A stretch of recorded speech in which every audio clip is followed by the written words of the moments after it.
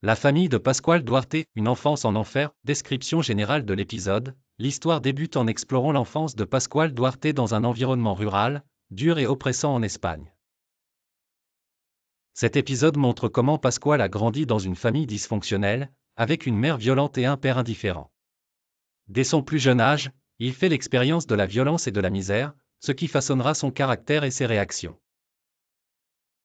Nous apercevons des fragments de sa vie quotidienne et des premiers conflits avec ses parents, et nous assistons à la naissance de ses premières blessures profondes. Scène 1, maison de la famille Duarte, une pièce sombre. Nuit, la scène s'ouvre dans une maison délabrée, faiblement éclairée par une lampe à huile ancienne. Pascual, encore enfant, est assis par terre, serrant ses genoux contre sa poitrine. Son visage est marqué par des ecchymoses et des larmes. Au fin fond de la campagne espagnole, là où règne la misère, est né Pascual Duarte. Son enfance fut une suite interminable de souffrances, dans une maison qui ne connaissait ni chaleur ni amour.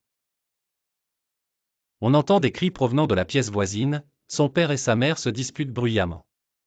Pascual ferme les yeux, tentant de ne pas écouter. Mère, d'une voix acerbe, comme je regrette le jour où je t'ai mis au monde. Si j'avais su que tu nous apporterais ce déshonneur, je t'aurais enterré de mes propres mains. Pascual serre les poings, essayant de contenir ses émotions, mais on voit dans ses yeux la montée d'une colère mêlée à une tristesse silencieuse. Champ à proximité de la maison, matin ensoleillé. Pascual, désormais adolescent, travaille dans les champs aux côtés de son père. Ce dernier ne cesse de l'insulter et de le rabaisser alors que Pascual essaie de faire son travail.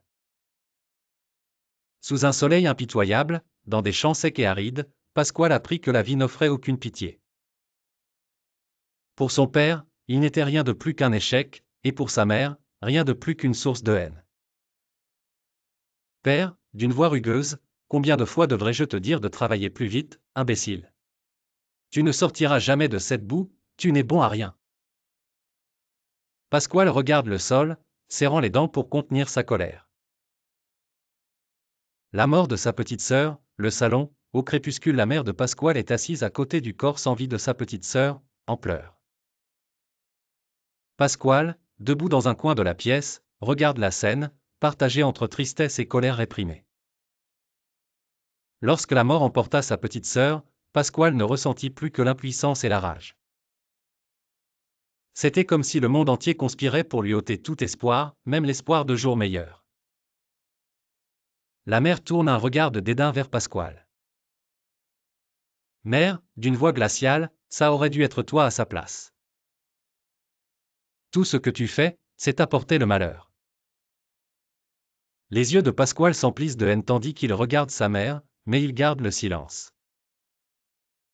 Cet épisode met en lumière les premières souffrances de Pascual Duarte, en montrant comment la violence familiale et la pauvreté ont forgé en lui une colère silencieuse et un sentiment d'impuissance.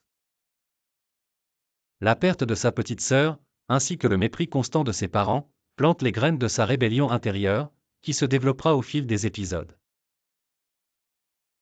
La famille de Pascual Duarte, les premiers pas dans la violence. Dans cet épisode, Pascual fait face à un voisin qui l'a humilié publiquement, et la confrontation tourne à la violence. Cet acte devient le premier d'une série d'événements où Pascual commence à voir la violence comme un moyen de se libérer de son impuissance et de son ressentiment accumulé. La scène de ce premier crime marque un tournant dans sa vie et le pousse progressivement vers un chemin sombre et autodestructeur. Scène 1, petite taverne. Soir, Pascual est assis seul dans une taverne, buvant en silence. Un voisin entre et commence à parler fort, se moquant de Pascual et de sa famille. Ce soir-là, Pascual découvrit un nouveau côté de lui-même, un côté qu'il n'avait jamais imaginé. Une colère profonde qui semblait ne jamais pouvoir s'éteindre. Voisin, avec sarcasme, la famille Duarte? Une bande de ratés, oui. Ton père est un ivrogne, ta mère est une diablesse, et toi? Tu ne sauras jamais rien.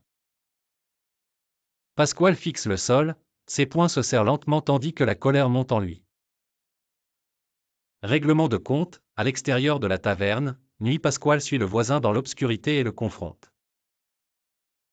La dispute dégénère rapidement et, dans un accès de rage, Pascual frappe violemment l'homme, qui s'effondre au sol, immobile.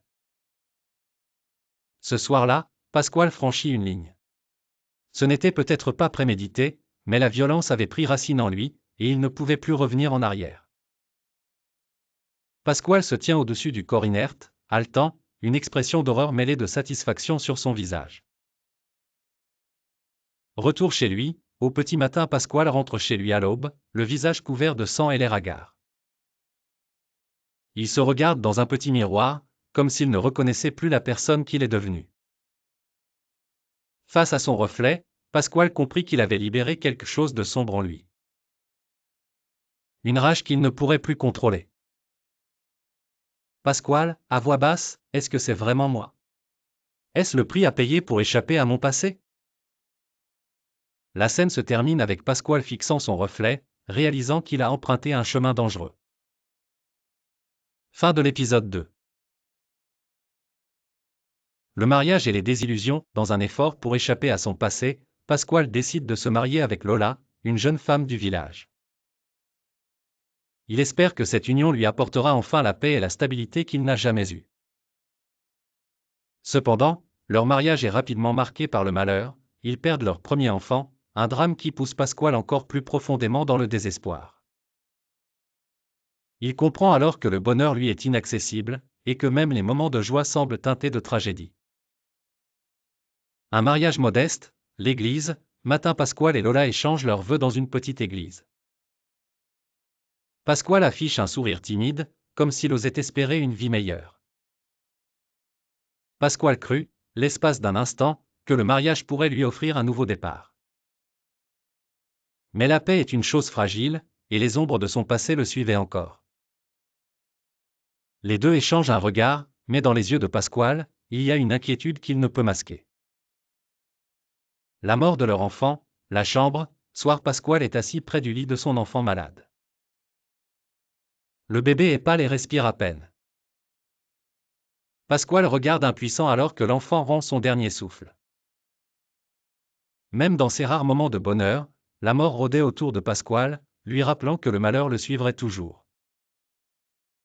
Pasquale baisse la tête, les yeux remplis de larmes, mais aussi d'une rage sourde qu'il ne parvient pas à contenir. Fin de l'épisode 3. Épisode 4, le crime ultime. L'épisode atteint son point culminant lorsque Pasquale, après des années de haine refoulée, commet l'irréparable en tuant sa mère. Après avoir subi ses humiliations et sa cruauté durant des années, il se retrouve dans un état de fureur incontrôlable. Ce meurtre devient le point de non-retour, et Pasquale comprend que sa vie est désormais condamnée. Il découvre que la violence ne l'a pas libéré, mais l'a enfermé dans une prison de culpabilité. Dans la maison, soir Pasquale est assis dans un coin sombre de la pièce, le visage fermé. Il entend sa mère dans la pièce d'accent grave côté, hurlant des insultes à son égard, répétant les mots de mépris qu'il a entendus toute sa vie. Pendant des années, Pasquale avait tenté de contenir la haine qu'il ressentait pour sa mère. Mais cette haine le rongeait, comme une blessure qui ne cicatrisait jamais. Mère, avec mépris, pourquoi est-ce que je t'ai mis au monde? Tu n'es rien d'autre qu'une honte pour cette famille. Les poings de Pasquale se serrent alors que la colère monte en lui, incontrôlable. Confrontation fatale, chambre de la mère, nuit Pasquale entre lentement dans la chambre de sa mère, le regard fixe et glacial. Sa mère est couchée dans son lit, réalisant trop tard la fureur qui se cache dans les yeux de son fils. Le moment tant attendu était enfin arrivé, le moment où Pasquale allait affronter ses démons, même si cela devait lui coûter son âme. Mère, avec dédain, qu'est-ce que tu veux maintenant? Tu n'as pas fini de m'ennuyer? Pasquale s'avance vers elle, ses yeux pleins de rage. Pasquale, d'une voix basse et tremblante, tout ce malheur, tout ce désespoir, c'est à cause de toi. Pour la première fois, un éclair de peur traverse les yeux de sa mère, mais elle n'a pas le temps de réagir avant que Pasquale ne se jette sur elle. Après le meurtre, la cour, à l'aube Pasquale sort dans la cour, le visage pâle et les mains tachées de sang. Il s'arrête sous les premiers rayons de l'aube, réalisant enfin l'ampleur de son acte. En regardant ses mains ensanglantées, Pasquale comprit qu'il avait tué bien plus qu'un être humain. Il avait tué une partie de lui-même. Il tombe à genoux, fixant ses mains avec horreur, conscient qu'il vient de franchir une ligne sans retour. Pasquale, à voix basse, brisée, qu'est-ce que j'ai fait? Fin de l'épisode 4. Épisode 5, le poids de la culpabilité. Après avoir tué sa mère, Pasquale est rongé par la culpabilité et le regret. Chaque jour, il est hanté par les fantômes de ses actes, incapable de se libérer du poids de ses péchés. Il tente de trouver la paix, mais son esprit est piégé dans un cycle de remords et de tourments. La violence, loin de l'avoir libéré, est devenue une malédiction qui le pousse toujours plus loin dans l'abîme. Chez lui, seul dans le silence, Nuit Pasquale est assis, le visage marqué par la fatigue et le désespoir. Il est entouré d'un silence oppressant, seul avec sa conscience. La culpabilité s'était installée en lui comme une ombre insidieuse, remplissant chaque recoin de sa vie d'une douleur sourde. Pasquale, à voix basse, est-ce que je pourrais jamais trouver la paix? Est-ce que quelqu'un peut encore me pardonner? Il baisse la tête, une larme coulant le long de sa joue. Fin de l'épisode 5. Épisode 6, la fin inévitable. Dans cet épisode final, Pasquale Duarte est désormais emprisonné, attendant l'exécution de sa sentence. Conscient de l'ampleur de ses actes, il passe ses derniers jours à réfléchir sur sa vie, tentant de trouver un sens à ses actions et à son existence marquée par la violence et la tragédie. Dans ces moments de solitude, il se confie à un journal, y racontant les souvenirs de sa jeunesse, ses regrets et ses peurs. Pasquale accepte finalement son destin, tout en se demandant s'il aurait pu vivre une vie différente. L'épisode se termine avec son exécution, mettant fin à une vie tourmentée, mais laissant derrière lui des questions sur la nature humaine, le destin et la rédemption. La cellule de prison, Nuit Pasquale est assis sur le lit de sa cellule, une feuille et un crayon dans les mains. Il commence à écrire, son visage grave, éclairé par la faible lueur d'une lampe. Il écrit d'un geste lent, pesant chaque mot. Dans le silence oppressant de sa cellule, Pasquale trouvait un réconfort fragile dans les mots. À travers son écriture, il tentait de comprendre sa vie, d'expliquer l'inexplicable, et d'accepter l'inacceptable. Pasquale écrit, à celui qui lira ces lignes, je ne suis ni un héros, ni une victime. Je suis juste un homme qui s'est perdu quelque part entre le bien et le mal. Il s'arrête un instant, lève les yeux, comme s'il cherchait une réponse dans le vide, puis continue d'écrire avec des mains tremblantes. Les souvenirs, rêves éveillés, au petit matin alors que l'aube commence à poindre, Pasquale, assis dans sa cellule, ferme les yeux. Des souvenirs de son enfance, de sa mère, de Lola, de son premier crime, et de sa sœur défunte défilent dans son esprit. Chaque souvenir est comme une scène brève, mais poignante, qui le hante. Dans l'obscurité de son esprit, les fantômes de son passé se réveillaient, rappelant à Pasquale chaque douleur, chaque perte, chaque choix qui l'avait conduit ici. Il voit le visage de sa mère, qui le fixe avec un mélange de tristesse et de reproche. Voix de la mère, dans sa tête, tu as toujours été ma honte, Pasquale, mon fardeau. Il ouvre les yeux brusquement, le souffle court, comme s'il essayait de fuir cette voix qui le poursuit même dans son esprit. L'attente avant l'exécution, couloir de la prison, matin deux gardiens viennent chercher Pasquale dans sa cellule pour l'emmener à l'exécution. Il marche calmement dans le couloir, entre les deux hommes, ses mains attachées.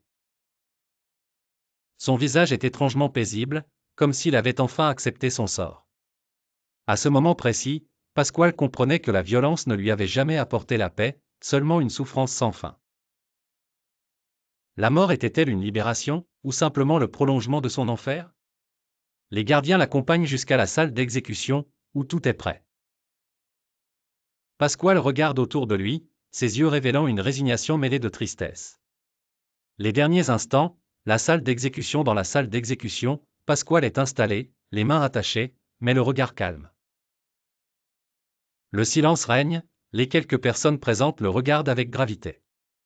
Gardien, à voix basse, avez-vous des derniers mots, Duarte? Pasquale réfléchit un instant, puis secoue la tête, comme s'il n'y avait plus rien à dire. Pasquale, d'une voix calme, non, tout a déjà été dit.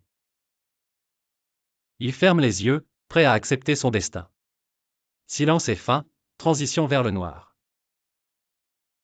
La scène se termine en silence, alors que la caméra s'éloigne lentement de Pasquale, laissant le spectateur face au vide et aux questions laissées sans réponse sur la nature humaine, le poids du passé, et la possibilité de rédemption. Ainsi s'achevait la vie de Pasquale Duarte, un homme emporté par ses démons et les ombres de son passé. Son histoire, marqué par le sang et les regrets, nous laisse avec une question sans réponse: peut-on échapper à ce que la vie nous impose, ou sommes-nous tous prisonniers de notre propre histoire? La caméra s'éloigne lentement, laissant la scène s'estomper dans le noir. Fin de la série.